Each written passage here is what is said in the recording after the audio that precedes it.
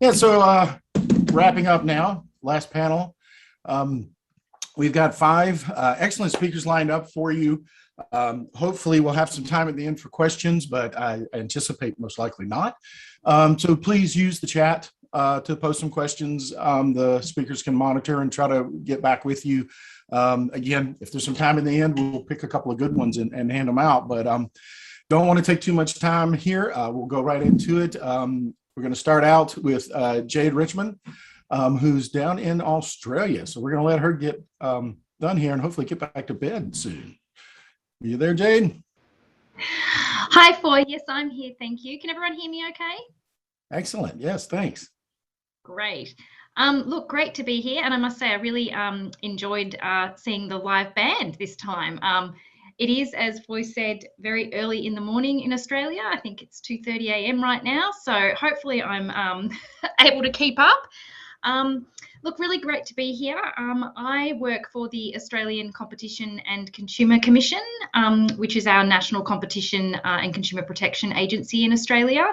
And my role is to run our ScamWatch service, among other things. So most of you will probably have heard of ScamWatch, and it's really a place where people in Australia can report scams, and we collect and analyse the data in relation to scams, and we engage in a range of activities to address and combat scams. We focus on prevention, scams prevention, and the way we do that is really by raising awareness in the community and educating people about current scams, but also increasingly we're engaging in a range of disruption work and working with law enforcement in the private sector to combat scams. So we've done a lot of work in the last year in liaising with a range of intermediaries and like social media platforms, banks, the job seeker sites,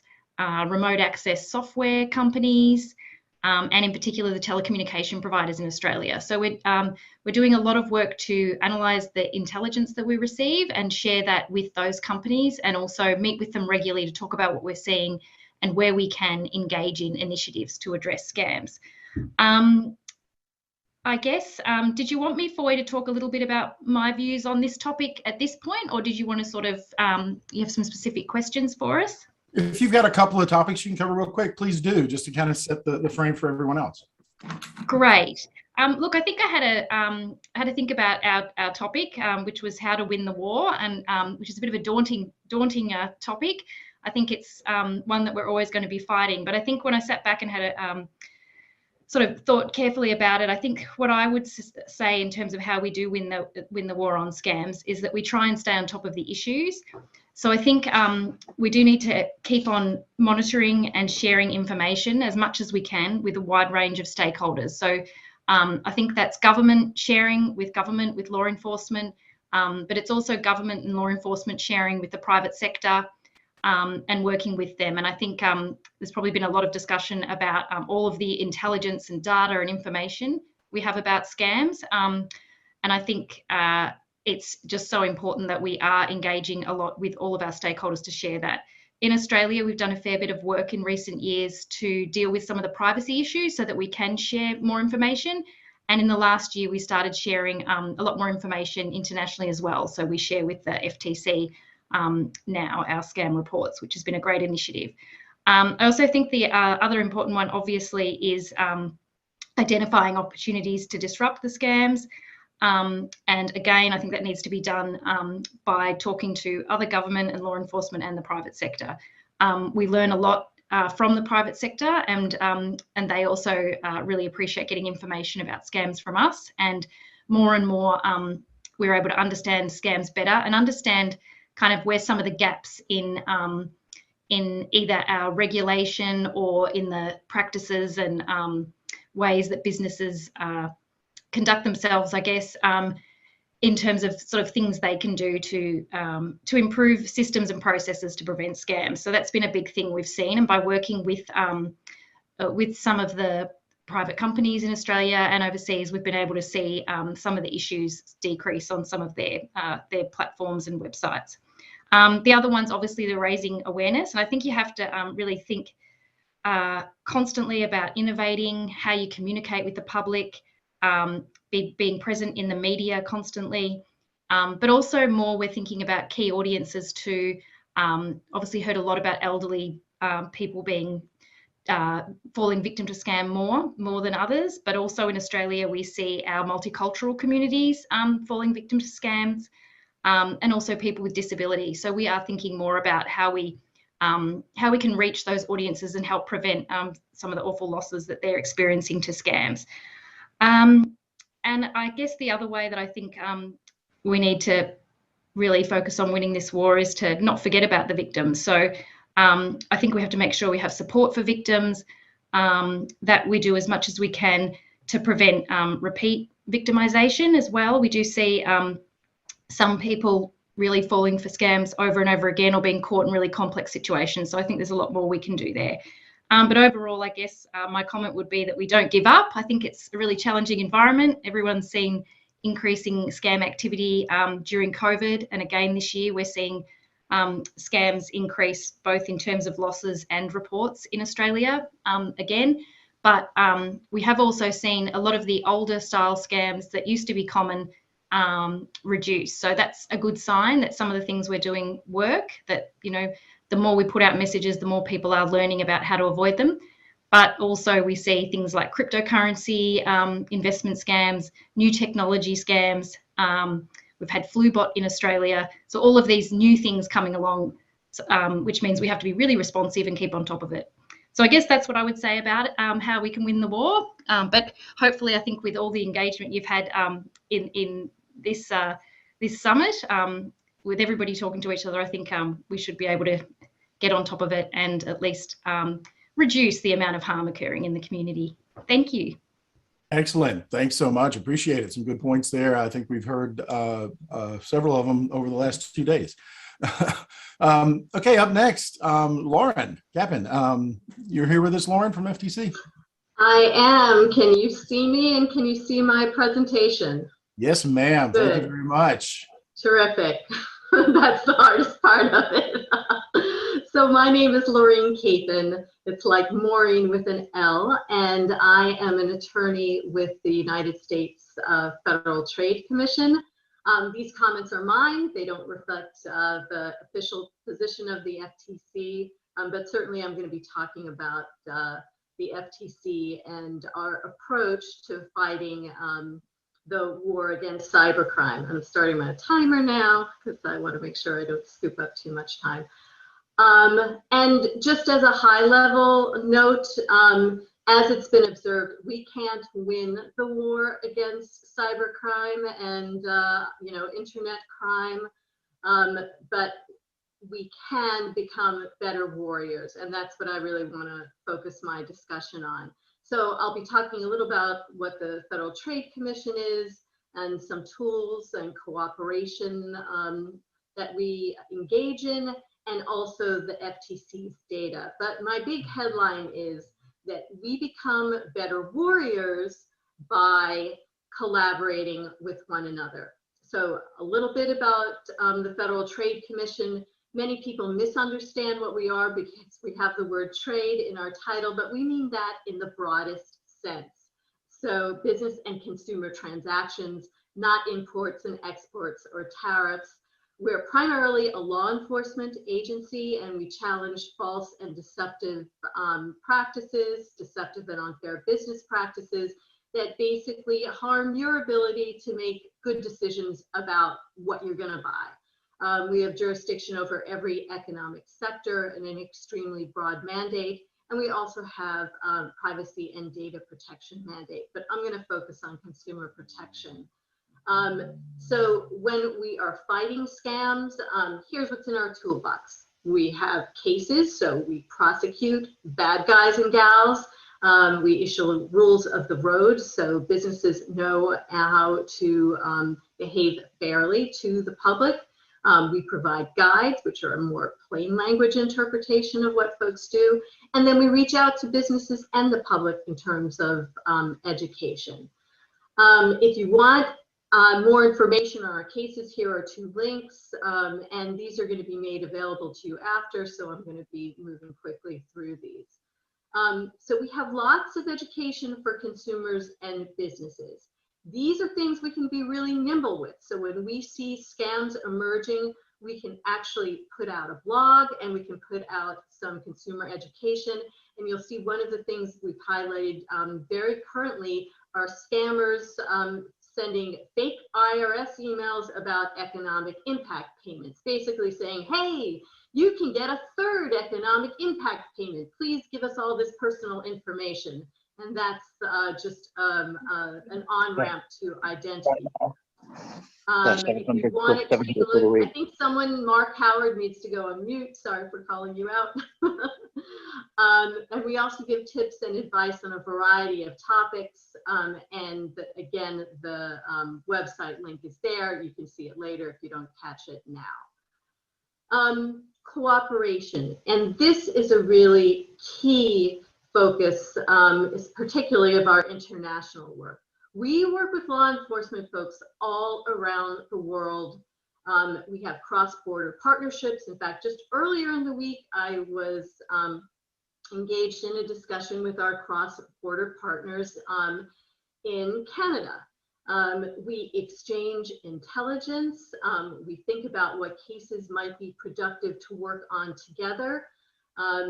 We also cooperate with public interest groups in the United States, particularly in this regard, to get information on what issues target underserved or vulnerable groups so that we're informed about this and we can tailor our law enforcement efforts to get at issues that we might not normally know about.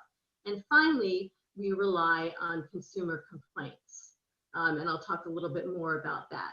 But as was brought up in just the breakout room that I was talking about, our cases cross borders. So we may be primarily a law enforcement in the United States, but we need to reach out to our international partners if we're going to be effective. So we have a lot of tools in our toolbox that can be very useful there. Information sharing, investigative assistance, and matchmakers, and that's our international outreach to our counterparts. So we can share information about our investigative efforts, about our consumer complaints with foreign law enforcement agencies, and that has proven very effective. This is all the legal mumbo jumbo about when we could do that, but the top line is that we can share with our foreign law enforcement partners when their mandate is similar to ours. Now, we're a civil law enforcement agency, but we do share with criminal law enforcement agencies, because if it's a false or deceptive trade practice, that means we can share with you. So we make sure that when we share information that certain conditions are met, but basically that it's kept confidential and you use it for the purposes that it serves. We also can provide investigative assistance. This could be really crucial for foreign partners because we can get documents for you from US entities. So if you are have some jurisdictional hurdles, i.e. you don't have the power to come to the United States and say, US company, give me that document, US company, give me this testimony. This is something under certain circumstances that we can facilitate you obtaining, and that's our investigative assistance. And then cooperation. I know I have about 1 minute left, but we can cooperate with other law enforcement partners. For example, if we know that money has been seized as a result of the scam, we can work with our law enforcement partners abroad to try and get that money back to folks in the US. Finally, what I want to talk about is how our consumer complaints are an enforcement tool. We have a great tool called our Consumer Sentinel database that collects information, complaints, reports from around the world. And many of our law enforcement partners have access to this complaint database. And by all of these law enforcement partners having access to a common database, That can inform their enforcement efforts. It could help them prove their cases in court. And it's a really invaluable tool. But it's not just data that we make available to law enforcement partners, although certainly part of that is only available to law enforcement partners. But I do want to give as a headline, and then I will conclude, that many really important parts of this data are publicly available. You can go right to our website, ftc.gov, for the consumer, if you forget FTC, and look at data we have about top fraud trends, consumer sentinel infographics, government imposter trends, COVID scams, a whole panoply of stuff. So I encourage you to explore our resources at ftc.gov, and please feel free to reach out to me, because this was just an overview and you may have many more questions. Thanks so much. Thank you, Lauren. That was great. Appreciate your time and the info there. Okay, so we're going to move on to our third. Up next, we've got Thomas Dillon from World Intellectual Property Organization. And I see page coming up. Here we go. You see your page. Are you there, Thomas? Yes. Hello. Thank you very much. Hi, Thomas. Thank you so much. Go ahead and introduce yourself and let's get going. Appreciate it. Thank you, Foy. Well, I'd like to begin by thanking ScamAdviser, the APWG and GCA for inviting the World Intellectual Property Organization to attend this important event. I'm going to basically try and make 2 points. The first is the relevance of intellectual property to the subject matter of this conference. And secondly, the value of voluntary data sharing measures, which is something we have developed a project about in the last couple of years. So just very quickly about the World Intellectual Property Organization. We're based in Geneva. We're a specialized agency of the United Nations. And we have 193 member states, so most countries are members. We began in the 60s, but in fact the origins lie in the 19th century with the international treaties about copyright and industrial property. And basically, we have a few people around the world, but we're most of us in Geneva. And we are not a law enforcement agency, important to say, but we have a mandate to enhance the protection of intellectual property through international cooperation and specifically through coordination. Now, copyright crime is a massive, massive phenomenon, and of course also counterfeiting on the internet. But what I'm mainly focusing on is copyright crime at the moment. And we see, of course, massive downloading of creative works, films, music, entertainment of various sorts, business software. And we also have massive, what you could call theft, though strictly it's not theft, massive infringement of live entertainment, especially sport, which, as you know, is not only massively important as a commercial matter, but also it's an important part of culture.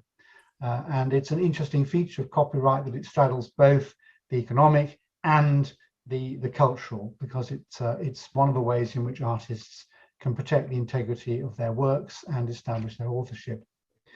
Now, you might say, well, what's the relevance of IP to cybercrime? Well, copyright crime committed on the internet is cybercrime as a matter of legal definition. It's Article 10 of the Council of Europe Cybercrime Convention, the so-called Budapest Convention, which specifically provides that acts committed willfully on a commercial scale and by means of a computer system which infringe copyright fall within the scope of the treaty, including the mutual assistance provisions. The second point about it is that it's a very big crime type. It's very widely spread. The estimates, of course, estimates of crime revenues are incredibly difficult to make, but it seems that the very top sites in the piracy universe are making nearly $20 million a year in revenue, and that's just from advertising. That leaves aside the money they make from selling data, participating in scams of other kinds. It's a consumer protection issue as well, because there's a copyright infringement on the internet is an important vector of malware, and research has shown that there's a significant increase in the amount of malware on a computer the more time you spend on a pirate website. So let me turn to one particular project which we've developed at WIPO, which is called WIPO Alert. Now, in the field of intellectual property crime, the factors that have been mentioned just a few moments ago about the international diffusion of the infrastructure and the actors, that international distribution, as it were, of the different elements makes enforcement very difficult. People are undertaking work, of course, at national level. They're generating data which could be valuable to other people, but how do they get access to that data? So this project, which we launched in 2019, is a small contribution to an attempt to reduce the amount of revenue which flows into pirate operators from advertising. Advertising is the principal means by which copyright piracy is financed on the internet, and there's also a subscription business model as well for live entertainment, but that's a different matter. WIPO Alert is essentially a secure platform where country agencies can share data with the advertising sector. The advertising sector then plugs that data into their programmatic advertising systems so that they don't bid to advertise on pirate websites. The ideal implementation, it all operates purely mechanically through APIs.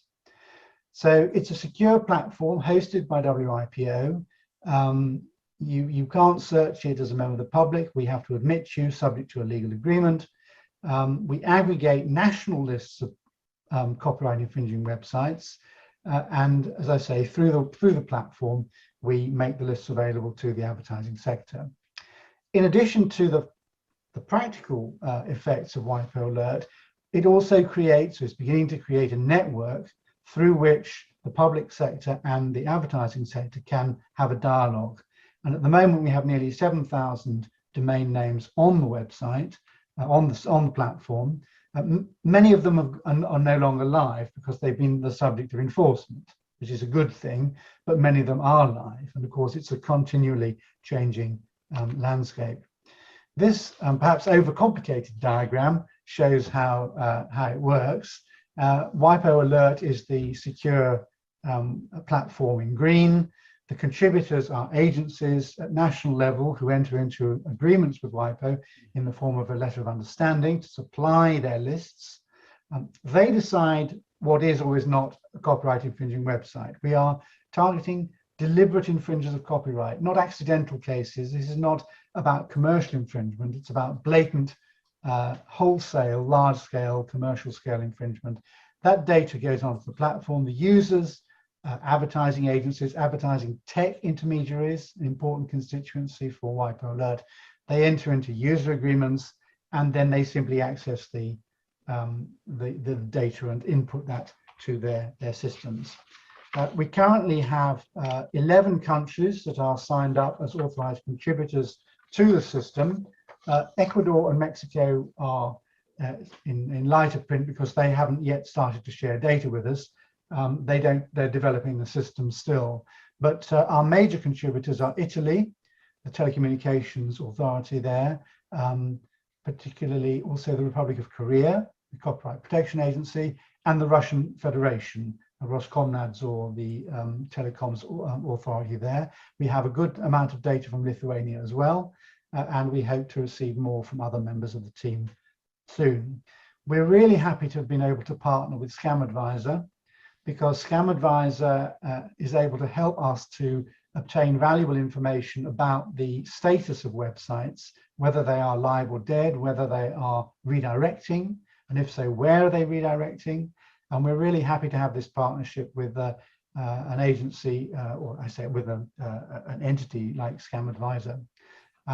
We have a number of different users. Some of them are ad tech intermediaries, some of them are very big advertising companies or native advertising. We have a very large native advertising company as part of the constituency, and so that basically is our WIPO Alert project. It's not the only information sharing scheme in the IP universe. There have also been agreements at national level with search engines, for example, and we see enormous possibilities to extend this model to other forms of scams, including counterfeit goods, and we hope to develop that in the coming year or so. So thank you very much. I hope that wasn't too quick or too long. I think that was fine. Thank you. Okay, moving right along, we've got 2 speakers left. So up next, we have Mauro de Francisco Ellovitch. I probably messed that up. From Public Ministry, State of Brazil. Good afternoon. Thank you for it. It was close. Oh, yeah, Mauro, I'll try. No problem. It's Brazilian and Czech, so it's a little complicated. Good afternoon, ladies and gentlemen. In this brief exposition, I would like to talk about some of the difficulties we're facing in Brazil and the strategies we are using in the Cybercrime Prosecution Office of the Public Ministry of Minas Gerais State to combat scams misusing platforms. In 2019, before the COVID pandemic, Brazil was already the 3rd country with the highest number of cybercrimes in the world, second only to China and the United States, according to a global report released by Symantec. The COVID pandemic generated a big boost in the amount of online scams. Only in my state, the Minas Gerais state, the police registered in 2020 an increase of 47.85% of this kind of crimes over the same period in 2019. According to our preliminary surveys, 32,949 scams using WhatsApp were registered in Minas Gerais from January to September of this year, 2021. This is a huge number, considering that less than 10% of the victims report this kind of crime to the police. In order to fight these scams, our office is investing a lot of work and resources in order to prepare and capacitate all the prosecutors of the Minas Gerais state to investigate this kind of crimes. We are over 1,000 prosecutors in my state, and we are investing a lot in this capacitation. Since it's a new and specific form of investigation, we've developed a specific practical program, and we're doing online trainings with the prosecutors and their teams. In these trainings and in our prosecution intranet, we teach about specific tools and obligations provided by the Brazilian Civil Rights Framework for the Internet. We teach how to communicate and request useful data from the law enforcement response teams of the major platforms. And we provide templates for most of the legal actions needed. On the other hand, we developed operations to fight criminal organizations specialized in this kind of scams, including interstate investigations that last several months. Currently, most of our difficulties result from the refusal of the application platforms to comply with Brazilian law. We have problems in obtaining data stored abroad by those platforms. We suffer with the slowness and bureaucracy in order to use the mutual legal assistance treaties to obtain this data. And we also face the challenge of the use of technologies such as virtual private networks, VPNs, and encrypted communications by the criminals. We believe most of the countries are facing similar difficulties, and we're only gonna try to win this war, or at least, like Laureen said, we're going to fight better this war if we join forces. We need to provide each other investigative tools and capacitations. We need to find a way to create more efficient global regulation to combat the misuse of online platforms. We need to find a way to reconcile free internet use with the need to quickly provide useful information to the law enforcement agencies. We need to make some changes to adapt and face this new type of crimes. Concluding, I would like to quote Chico Buarque, that is a famous Brazilian musician, that says, "People are afraid of change. I'm afraid that things never change." Thank you. Thank you very much, Mauro. I have to apologize, Foy. His internet is down. So I'm taking over as chairperson until he is back. David, we are very happy that you could join, and we are happy that your flight was actually in time. Please feel free to go ahead and briefly introduce yourself and give your position. Great, thank you very much. I'm David Clark. I'm chairman of the Fraud Advisory Panel. Can you hear me okay, by the way? Yes, we can. Oh, brilliant. So, and I need to do a special thank you to Hilton Hotels Group in London Airport, who've allowed me to use one of their little suites here. So this is the strangest thing, not just back-to-back meetings, but actually being overseas in Jersey for a physical conference, and then here at Gatwick speaking to you internationally and so many friends around, and then back into London for another session actually. But the interesting, just to begin with, I'm from the Fraud Advisory Panel. We're an independent charity, been around for over 23 years now, and we are the voice of the counter-fraud profession. I'm the chairman. I'm a volunteer. We've got 2 staff. All great to see so many fabulous groups, because these are all bodies that we've been working with recently, and we have worked with for many years. There is an enormous amount of collaboration, as you know, in the wider law enforcement family, including Australia with work we've done. My previous life, I was head of the fraud squad in the City of London Police, and we worked extensively with Australia, New Zealand, Canada. And I established our National Fraud Intelligence Bureau, first of its kind, which we worked with the FTC and modelled on some of your system with Sentinel and the recall system in Canada. So what does that mean, though? It's great. From our side, we've seen massive fraud, like across the world with COVID.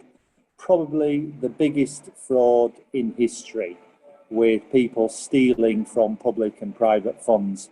And what's interesting is, if we go back, and we're an independent voice, we've got no axe to grind, we want to stop fraud and protect people.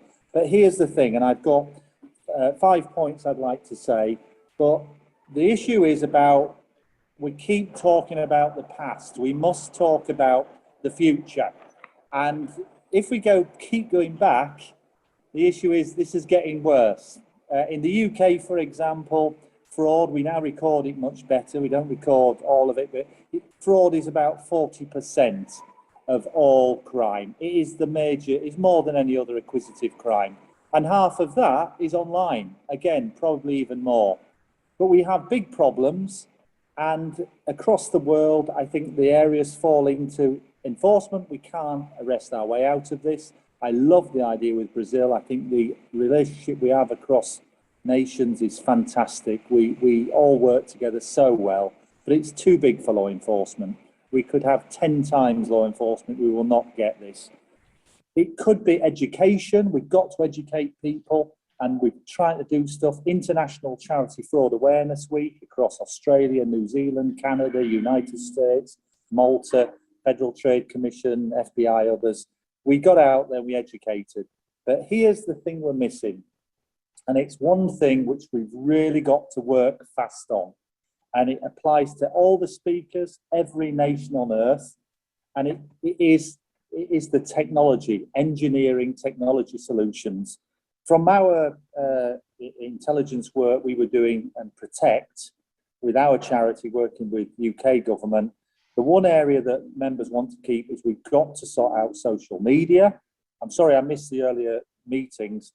The problems with online verification, the amount of fraud that is being enabled by digital platforms, we need a joined up way across the world where we stop that. And the other problem is within our financial services, I'll show an old report here. This is one of our pieces. That's my charity there. If you look online, you'll find all these. This was one we did. I was talking about this today in Jersey. Businesses behaving badly. A review of what we learned from 2008, the financial crisis. And I'm sorry, we haven't learned much. We have gaps in our systems, major gaps. We've written to British ministers and government and the banking system. We can't even data match. Our systems within financial services are so old. We're working on old money even, and we need to do this. I think there's certain things we can do, and the other point is, just to finish off, we've got to do it now. The world, including the United Nations and Western powers, had pandemic on top of our list. But if anybody went to their board and talked about how do we prepare for a pandemic and the risks, they'd have been laughed out the room, which is crazy. And insurance isn't enough. And the other thing that's coming now, which is just like that, is quantum. Quantum computing. Australia, you're well ahead of the game. We've got some fantastic microchip technology. The quantum systems are here. There's a lovely article just came out recently from Forbes about the potential to crack those. David, So my apologies for interrupting, but we have to look a little bit at the time. Would you mind closing? Yeah, our point would be we must get big tech to look at verification, and that includes things like taking down fake profiles, and it needs to be, I think as we were saying earlier, joined up legislation across as many nations as possible to enforce this. Thank you very much, David. I would like to do one round with all the panelists, and I would like to challenge you to keep your answer within 1 minute. What would be the key thing we have to do together to really win this war on scams? I mean, yes, there are many things we need to do, but what would be on your top priority, the first thing? And I would like to give Jayde from Australia, because it's very, very early there, the opportunity to answer first. Jayde, would you like to start? What should we do?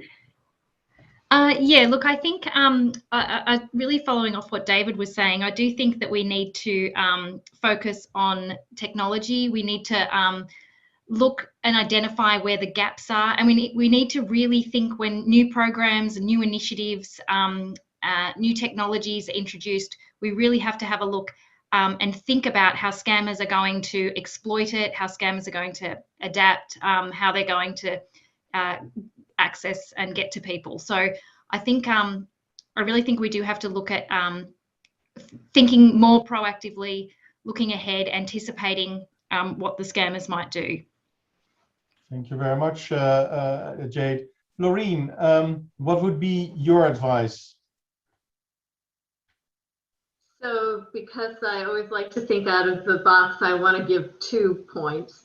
One is that we need to be able to share information effectively, and we need to be able to balance privacy with the ability to share information.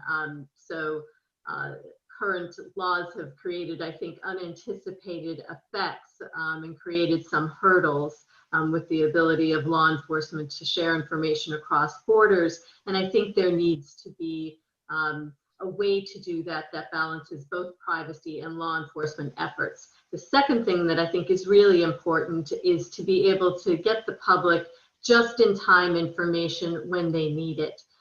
So to be able to provide resources for folks that if they are suddenly receiving a call from someone who's making their heart beat faster because they think they're going to be arrested, that there is a resource that they know about that they can quickly go to get information that says, stop, wait, this may be a scam.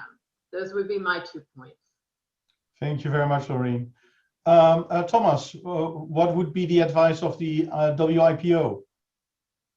Well, I should be clear that as an intergovernmental organization, part of the UN system, our function really is to reflect the consensus of our members, so the member states. But if I can bang the drum of the UN system, I think that there's everything that's been said so far makes excellent sense, but there's also the hard work, which can take years, of thrashing things out at the international level, so that the international law, the treaties which enable law enforcement agencies and prosecutors to cooperate across the world, that those are absolutely fit for purpose in the 21st century. So that would be my suggestion.